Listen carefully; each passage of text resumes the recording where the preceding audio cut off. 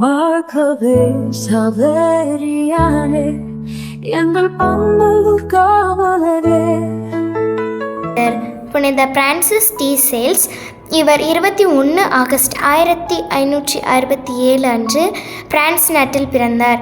ஜெனீவாவின் ஆயராக பணியாற்றிய அவர் கடுமையால் அல்லாது அன்பு, மென்மை மற்றும் பொறுமையால் மக்களை கிறிஸ்துவிடம் அழைத்தார்.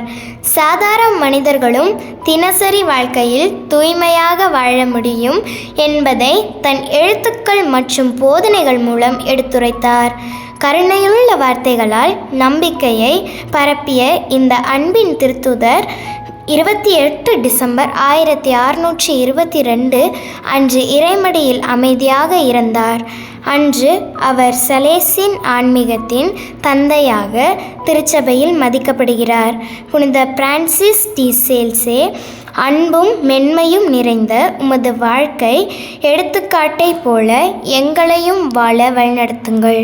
எங்கள் சொல், செயல், சிந்தனை எல்லாம் கிறிஸ்துவின் அன்பை வெளிப்படுத்த எங்களுக்கு அருள் தாரும். இறைவனின் புனிதர்களே,